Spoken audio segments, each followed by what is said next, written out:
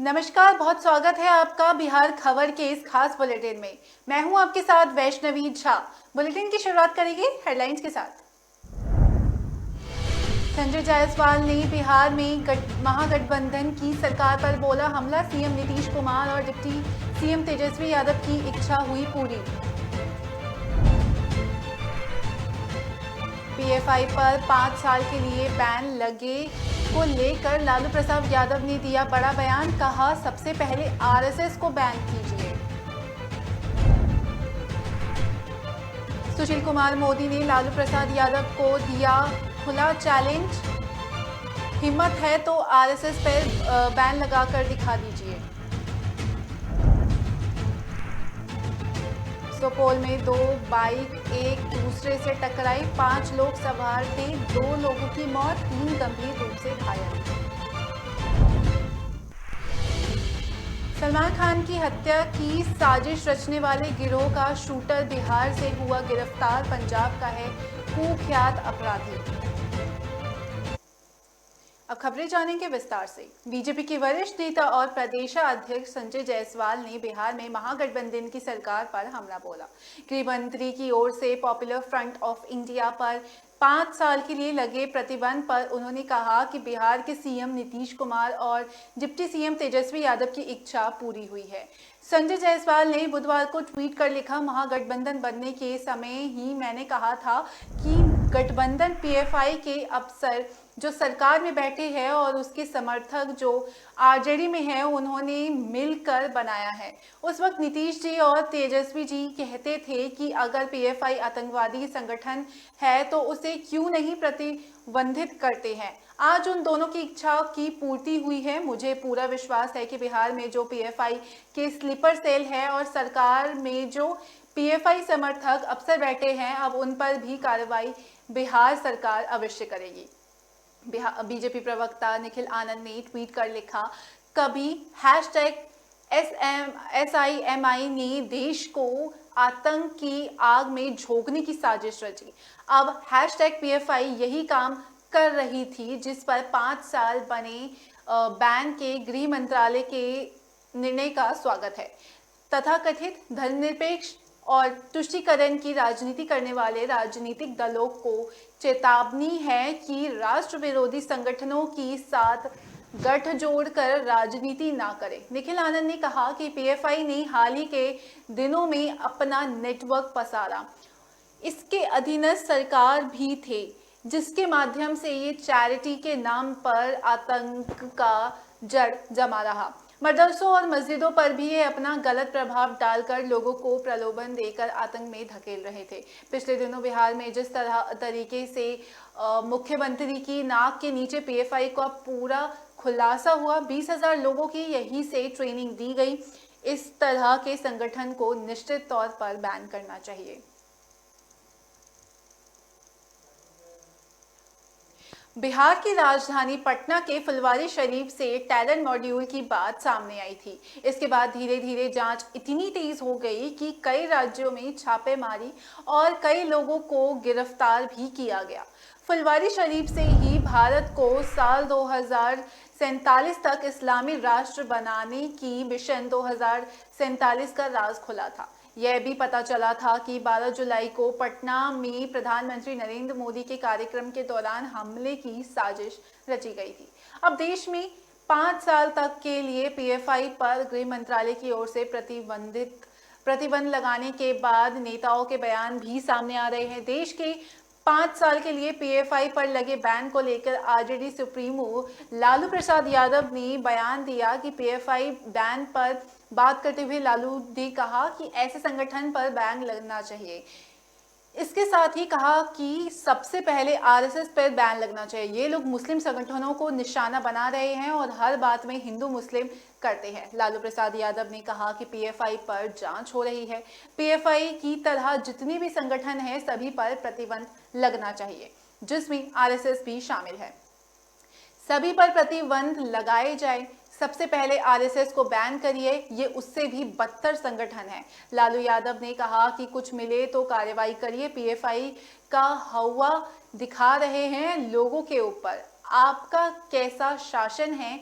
आपके शासन में इस तरह की बात आती है, आजकल एक ही बजा रहे हैं राज। बिहार के पूर्व उप मुख्यमंत्री और राज्यसभा सदस्य सुशील कुमार मोदी ने लालू प्रसाद यादव की खुला चैलेंज दिया है। देश में 5 साल के लिए पीएफआई पर लगे प्रतिबंध के बाद आरजेडी सुप्रीमो लालू प्रसाद यादव की ओर से टिप्पणी की गई है कि सबसे पहले आरएसएस पर बैन लगना चाहिए। लालू की इसी बयान पर सुशील कुमार मोदी ने ट्वीट कर हमला बोला। सुशील कुमार मोदी ने ट्वीट कर लिखा, हिम्मत है लालू जी तो बिहार में आरएसएस पर प्रतिबंध लगा दीजिए। आपकी सरकार है, आरएसएस से वैचारिक मतभेद हो सकता है, परंतु उसकी देशभक्ति पर किसी को संदेह नहीं है। सुशील कुमार मोदी ने इससे पहले ट्विटर पर अपना वीडियो बयान जारी कर कहा, पॉपुलर फ्रंट ऑफ इंडिया पर भारत सरकार ने 5 साल के लिए प्रतिबंध लगाया है। इसका हम स्वागत करते हैं। बिहार और खासकर दक्षिण भारत के राज्यों में पिछले अनेक वर्षों से पीएफआई की आतंकी गतिविधियां अपने चरम पर थी। दस्तावेज मिले कि 2000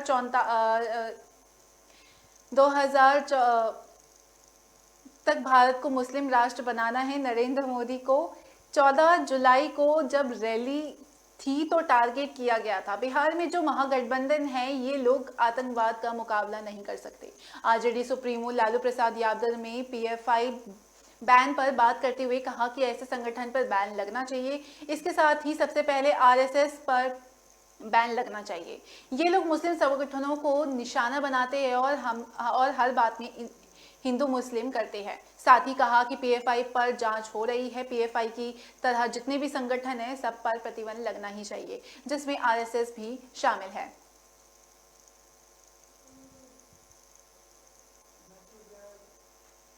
सदर थाना क्षेत्र के सुपौल सहरसा मुख्य मार्ग पर मंगलवार की देर रात 2 बाइक एक दूसरे से टकरा गई। इस सड़क हादसे में 2 युवकों की मौत हो गई, वहीं 3 गंभीर रूप से जख्मी, जिसका शहर के एक निजी अस्पताल में इलाज जारी है। जगन्नाथ कॉलेज के पास ये हादसा हुआ। घटना रात के करीब 1 बजे के आसपास की है। दोनों बाइक पर 5 युवक सवार थे। इससे पहले 3 जख्मी युवकों को सदर अस्पताल में भर्ती करवाया गया, लेकिन बाद में परिजन निजी क्लिनिक में लेकर चले गए।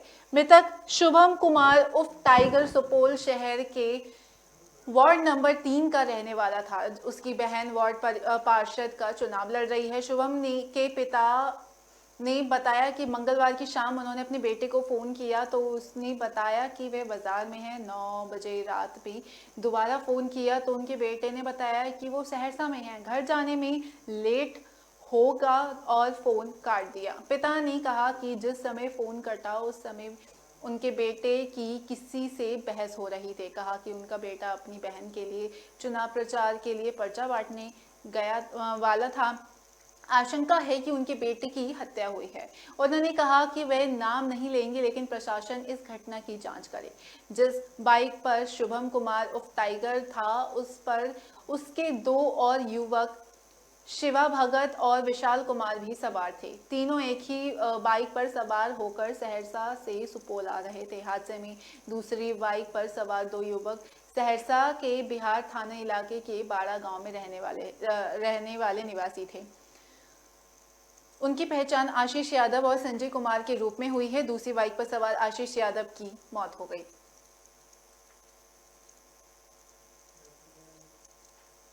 पंजाब के रहने वाले कुख्यात अपराधी और शार्प शूटर करण मान को बिहार के जमुई से पुलिस ने मंगलवार को गिरफ्तार किया। करण मान पर कई आपराधिक मामले दर्ज है।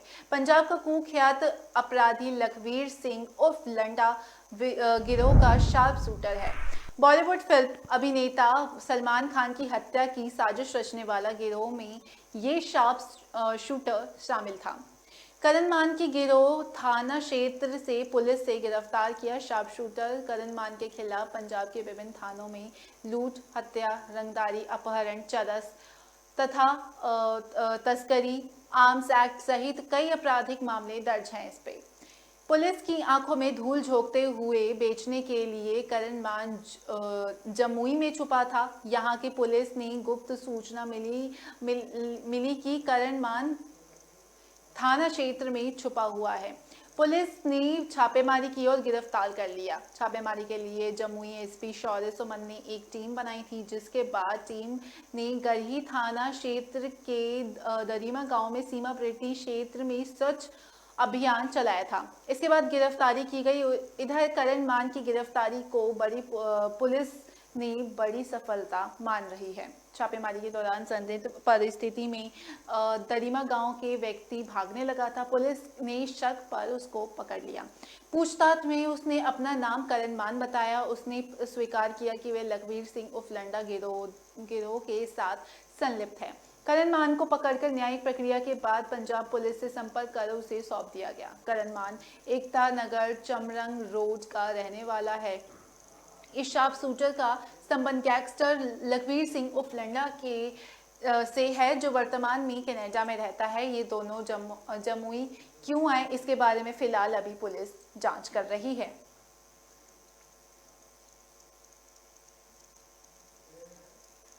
रुकेंगे एक छोटे से ब्रेक के लिए, आप बने रहिए राज प्रथम के साथ।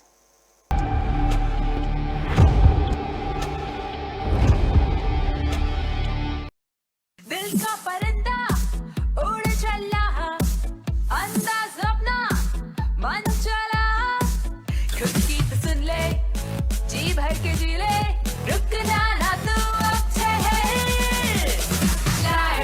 Lyra, anytime, anywhere. Lyra, everybody loves to wear. Lyra, anytime, anywhere.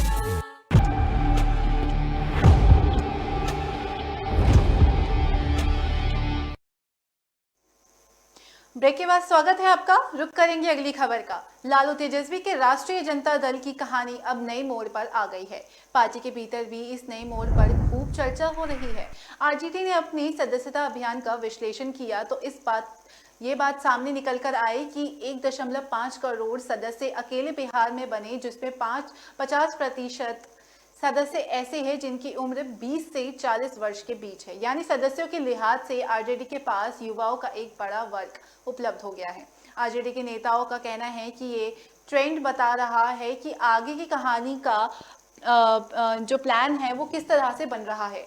इस बात आरजेडी पदाधिकारी का मानना है कि आरजेडी में युवाओं की रुचि बिल्कुल ही नए अंदाज में आ गई है। पहले जब सदस्यता अभियान चलता था तो ये बात एक ही पैटर्न के तहत जो है लोग पार्टी जुड़ते थे, पर इस बार कुछ अनोखा हुआ। सदस्यता अभियान के तहत इस तरह का कोई लक्ष्य नहीं था कि हमें किस उम्र के लोगों के बीच फोकस करना है, पर जब ये काम शुरू हुआ तो हर जगह पर युवाओं ने आरजेडी का सदस्य बनने में अपनी दिलचस्पी दिखाई। पार्टी ने इसके बाद ये सोचा कि उसका आकलन कराया जाए कि किस उम्र के लोग अधिक संख्या में आरजेडी से जुड़ रहे हैं। ये संभव है कि तेजस्वी यादव के चेहरे का असर हो ही रहा है। उम्र के लिहाज से पार्टी की सदस्यता अभियान का आकलन में ये बात ध्यान में आया कि 20 से 40 वर्ष की उम्र वाले सदस्यों के बाद दूसरे नंबर पर 40 से 50 उम्र की वालों की संख्या है।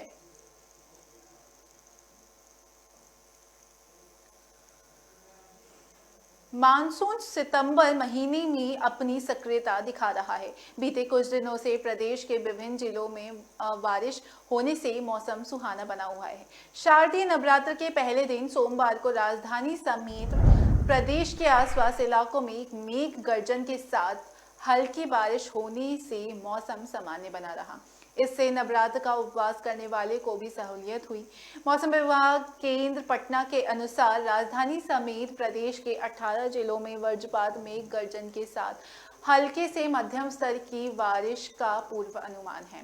इन सभी मौसमी प्रभाव को देखते हुए मौसम विज्ञान केंद्र पटना की ओर से अलर्ट जारी किया गया है। मौसम विज्ञानी के माने तो प्रदेश में पूर्वी और दक्षिणी पूर्वी हवा का प्रभाव बना हुआ है। वहीं एक चक्रवाती परिसंचरण का क्षेत्र पश्चिम बंगाल मध्य बंगाल की खाड़ी के ऊपर बना हुआ है। इसका प्रभाव से प्रदेश के पूर्वी चंपारण, अरिया, किशनगंज और पूर्णिया जिले के 1 या 2 स्थानों पर भारी बारिश की संभावना है, जबकि अन्य जगहों पर वज्रपात में गर्जन के साथ हल्के दर्जे की बारिश का आसार है। प्रदेश के शिवहर जिले के तरियानी में 37.7 मिलीमीटर बारिश दर्ज की गई। राजधानी का अधिकतम तापमान 32.7 मिलीमीटर दर्ज किया गया। वहीं 35.6 डिग्री सेल्सियस के साथ समस्तीपुर प्रदेश का सबसे गर्म शहर रहा।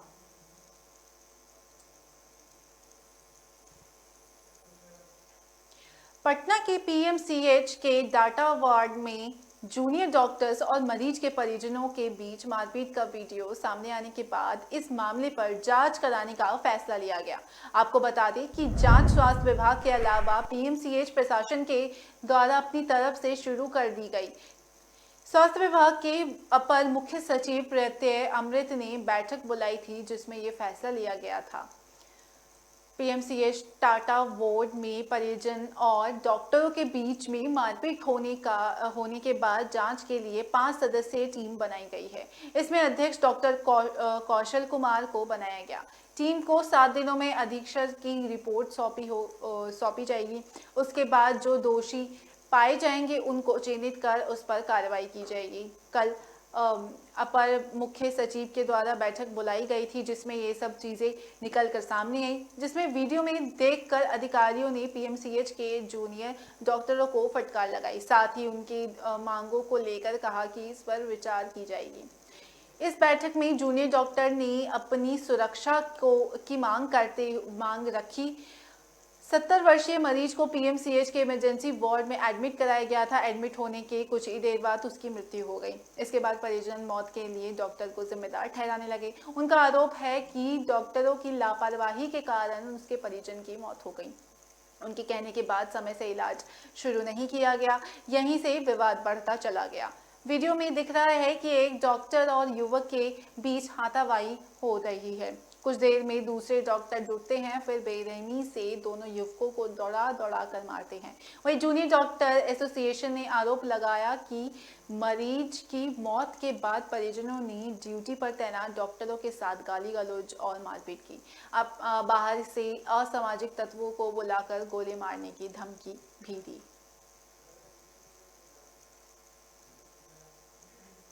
प्रदेश के सबसे बड़े अस्पताल पीएमसीएच में जूनियर डॉक्टर्स की हड़ताल जारी है। जूनियर डॉक्टर्स अपनी सुरक्षा की मांग को लेकर अड़े हुए हैं। बिहार के उप मुख्यमंत्री साथ में स्वास्थ्य विभाग की जिम्मेदारी संभाल रहे तेजस्वी यादव ने हाल ही में देर रात पटना के कई सरकारी अस्पतालों का निरीक्षण किया था। इधर पीएमसीएच की व्यवस्था और डॉक्टर की हड़ताल को लेकर बीजेपी ने तेजस्वी यादव पर हमला बोला। बीजेपी प्रवक्ता निखिल आनंद ने ट्वीट कर लिखा कि बिहार के नए स्वास्थ्य मंत्री जी ने पीएमसीएच में आधी रात छापेमारी कर खूब सुर्खियां बटोरी थी, लेकिन कहीं पर निगाहें कहीं पर निशाना के तर्ज पर भौकाल खड़ा कर अपना काम निकालना ही मुख्य मकसद लगता है। अब भाई साहब पक्षी बन विपक्षी एकता को मजबूत करने देशाटन पर गए हैं। प्रदेश के सबसे बड़े अस्पताल पीएमसीएच में जूनियर डॉक्टर्स की हड़ताल जारी है। जूनियर डॉक्टर्स अपनी सुरक्षा की मांग को लेकर अड़े हुए हैं। बिहार के उप मुख्यमंत्री साथ में स्वास्थ्य विभाग की जिम्मेदारी संभाल रहे तेजस्वी यादव ने हाल ही में हॉस्पिटल का निरीक्षण किया था। इसी को लेकर निखिल आनंद, जो कि बीजेपी के प्रवक्ता हैं, उन्होंने इसको लेकर निशाना साधा। बेरोजगारी के मुद्दों पर जेडीयू अब मिशन 2024 की लड़ाई लड़ने को तैयार है। समस्तीपुर के दलसिंह सराय में सोमवार को जेडीयू की ओर से युवा मांगे रोजगार कार्यक्रम का आयोजन किया गया। जेडीयू संसदीय बोर्ड के राष्ट्रीय अध्यक्ष उपेंद्र कुशवाहा ने हरी झंडी दिखाकर पत्र संग्रह रथ यात्रा को रवाना किया था। साथ में महाभारत की तरह शंखनाद करने का ऐलान भी किया। महाभारत के योद्धाओं को जेडीयू के योद्धाओं से जोड़ा गया। पोस्टर में लल्लन सिंह सीएम नीतीश के साथी यानी कृष्ण भगवान बनकर उनके रथ को संभाल रहे हैं। पीछे अर्जुन बनी नीतीश कुमार विरोधी पर निशाना लगा रहे हैं। लोकसभा चुनाव में रण क्षेत्र की चक्रव्यूह की तोड़ने के लिए उपेंद्र कुशवाहा को अभिमन्यु के रूप में पोस्टर के जरिए दिखाया गया। प्रधानमंत्री नरेंद्र मोदी को धृतराष्ट्र बताया गया। रथ के माध्यम से रोजगार के लिए युवाओं को प्रेरित कर डाक के डाक पत्र के माध्यम से केंद्र की मोदी सरकार से और रोजगार मांगने की काम करेंगे। इधर विपक्ष को एकजुट करने में सफलता मिलने के बाद पर उपेंद्र कुशवाहा ने कहा कि नीतीश कुमार जी निकल गए हैं तो सफलता अवश्य मिलेगी। केंद्र की सरकार पर हमला करते हुए कहा कि केंद्र की सरकार लगातार रोजगार को खत्म कर रही है और सभी सरकारी संस्थाओं का निजीकरण कर रही है। इससे रोजगार खत्म हो जाएगा। मोदी की सरकार ने जो जनता से वादा किया है उन वादों को केंद्र की सरकार पूरे नहीं करे तो 2024 के लोकसभा चुनाव में उनकी हार तय है। बिहार की सरकार 10 लाख लोगों को सरकारी नौकरी के साथ रोजगार देने पर काम कर रही है।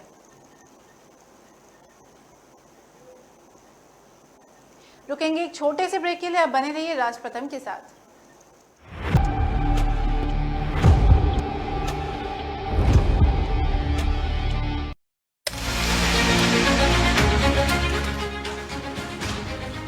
खबरों की दुनिया से 24 घंटे सातों दिन हम रखते हैं आपको अपडेट।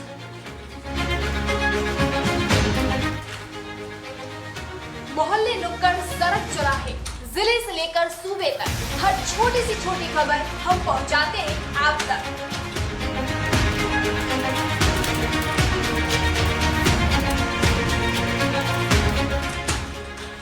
हर छोटी से छोटी खबर पर रखते हैं पैनी नजर।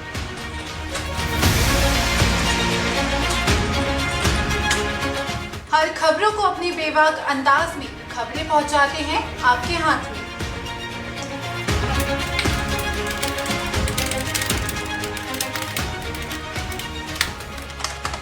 खबरों को तलाशने और तराशने के बाद सीधे आप तक पहुंचाते हैं न्यूज़ रूम से।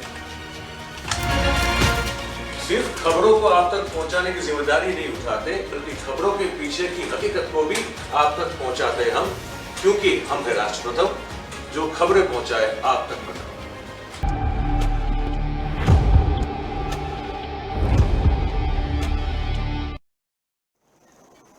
ब्रेक के बाद स्वागत है आपका। बढ़ेंगे अगली खबर की ओर। बिहार सरकार के कृषि मंत्री सुधाकर सिंह ने फिर से बरसे हैं। मंत्री के कैमूर के भगवानपुर के किसानों की सभा को संबोधित करने के दौरान उन्होंने कहा कि सारे अधिकारी चोर हैं, 25 से 50 हजार रुपये वसूलते हैं। मापतौल अधिकारी दिखाए जाए तो उसे जूता से पीटिएगा। विभाग के अधिकारियों पर एक बार फिर मिलीभगत का आरोप लगाया। उन्होंने अपना मोबाइल नंबर दिया और कहा कि इसे नोट कर लें। अधिकारी उन्हें परेशान करते हैं तो फोन करके बताएं। जांच कराने के बाद कार्रवाई की जाएगी। दरअसल कृषि मंत्री सुधाकर सिंह ने अपने बयानों से लगातार चर्चा में हैं। वह इससे पहले बयान भी दे चुके हैं कि उनके विभाग के लोग चोर हैं, ऐसे में वह चोर के सरदार है। इस बयान के बाद अब फिर सुधाकर सिंह ने एक नया बयान देकर सबको चौंका दिया। उन्होंने किसानों को संबोधित करते हुए मापतौल विभाग के अधिकारियों को जूता से पीटने तक की बात कह दी। कहा कि विभाग के अधिकारी भ्रष्ट है, 25 से 50 हजार रुपये की वसूली करते हैं। उस भ्रष्ट अधिकारी के बदले में एक ईमानदार व्यक्ति आ रहा है। कृषि मंत्री ने कहा कि सब्सिडी के नाम पर बीमारी को खत्म करना है, क्योंकि सब्सिडी 1-2 के लिए नहीं बल्कि सभी के लिए है। उसका फायदा 1-2 लोग ही उठा पाते हैं। अब सब्सिडी का पैसा बाजार समिति और मंडी बनाने में खर्च किया जाएगा, जिससे सभी किसानों को लाभ होगा। आगे उन्होंने कहा कि प्रदेश स्तर के वैज्ञानिक से लेकर देश स्तर के वैज्ञानिकों से यह सलाह ले रहे हैं कि पानी लगे खेतों में धान की फसल की कटाई कैसे हो, किस तरह से हार्वेस्टर बनाया जाए ताकि पानी में लगी फसल की कटाई कर सके। किसान अनाज का उत्पादन करते करते दुबले पतले हो गए हैं और इसका उपभोग करने वाले लोग मोटे हो गए हैं। पूरे सिस्टम को दुरुस्त करने में वक्त लगेगा, लेकिन निश्चित तौर पर किसानों की समस्या का समाधान होगा और किसानों की आय दुगनी होगी।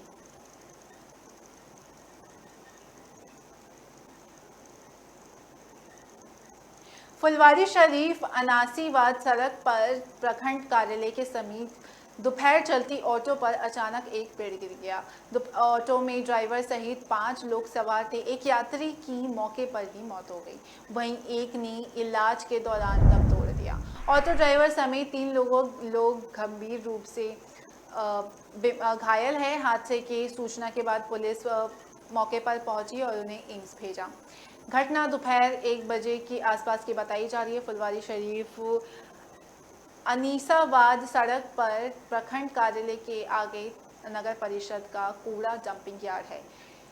यहाँ पर नगर परिषद के सफाई कर्मी जेसीबी से कूड़ा का उठाव कर रहे थे। यार्ड के समीप एक सूखे ताड़ के पेड़ से जेसीबी के सटने के साथ ही पेड़ मुख्य रूप से गुजर रहे टेम्पू से गिर गया।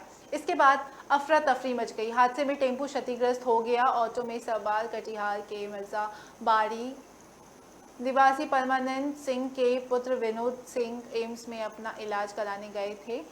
वह चालक के बगल में बैठे थे। हादसे में उनकी भी मौत हो गई। वहीं जहानाबाद निवासी अलाउद्दीन ने इलाज के दौरान दम तोड़ दिया। अलाउद्दीन फुलवारी शरीफ के अलमिजान नगर नया टोला में मकान बन रहे थे। न्यू मार्केट में उनकी बैग की दुकान थी। इस हादसे में तीनों लोग जख्मी हुए हैं। दानिश, फैजाल और चालक गंभीर रूप से घायल है। घायलों की हालत चिंताजनक बनी हुई है। घायलों के बाद सड़क के दोनों ओर वाहनों की लंबी कतारें लग गई। स्थानीय लोगों ने प्रशासन के विरुद्ध नाराजगी जताई।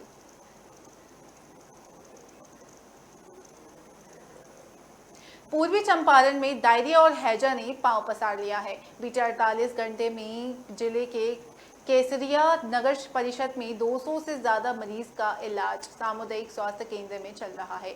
कुछ लोग गंभीर रूप से बीमार हैं तो वहीं कुछ लोग स्वस्थ होकर घर जा चुके हैं।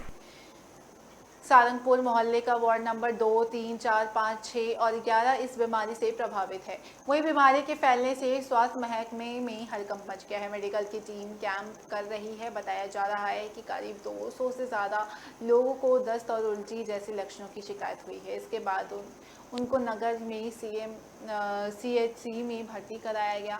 कुछ गंभीर रूप से बीमार है तो कुछ स्वस्थ होकर घर जा चुके हैं। मरीज की संख्या व ज़्यादा होने पर सरकारी डॉक्टरों की देखरेख एक निजी उत्सव हॉल में भी इलाज चल रहा है। उधर केसरिया में डायरिया और हैजा की सूचना मिलने पर मेडिकल टीम के साथ सीएम अंजनी कुमार CHC पहुंचे और बीमार लोगों का हाल जाना। सिविल सर्जन अंजनी कुमार ने बताया कि नगर परिषद में सप्लाई वाला पानी काफ़ी गंदा है और उसके हर तरफ कचरे का अंबार है, जिससे संक्रमण फैलने की आशंका है। परीक्षण के लिए मोहल्ले से पानी का नमूना प्रयोगशाला भेजा गया। रिपोर्ट आने के बाद स्थिति स्पष्ट होगी कि पानी दूषित है या एक महामारी की शुरुआत है।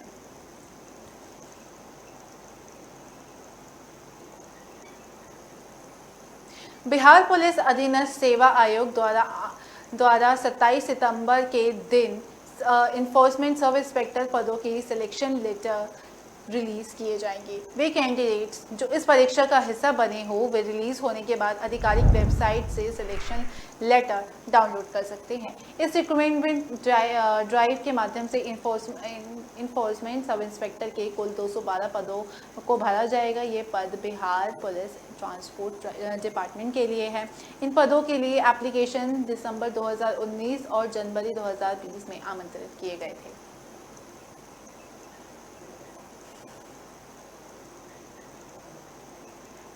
बिहार के नालंदा में एक ऐसा मंदिर है जहां नवरात्रि के समय 9 दिनों तक महिलाओं के प्रवेश पर रोक होता है।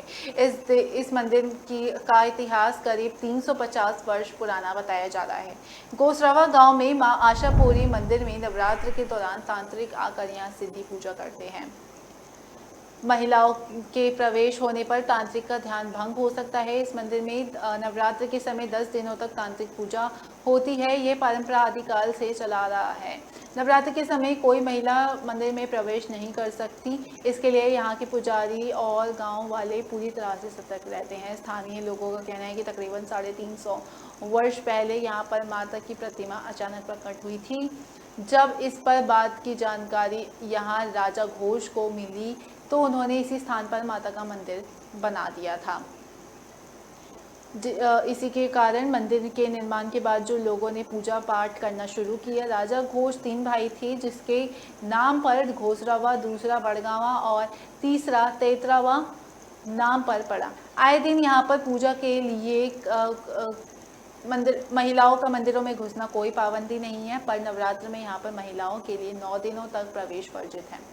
ग्रामीणों की माने तो उस दिन 10 दिन तक होने वाली पूजा का विशेष महत्व माना जाता है। नवरात्र के दौरान दूर दूर से तांत्रिक आकर यहाँ पर सिद्धि करते हैं। उनका ध्यान भंग ना हो इसलिए महिलाओं का अंदर जाना वर्जित बताया गया है। फिलहाल बिहार खबर के इस खास बुलेटिन में इतना ही। मुझे दीजिए इजाजत। नमस्कार।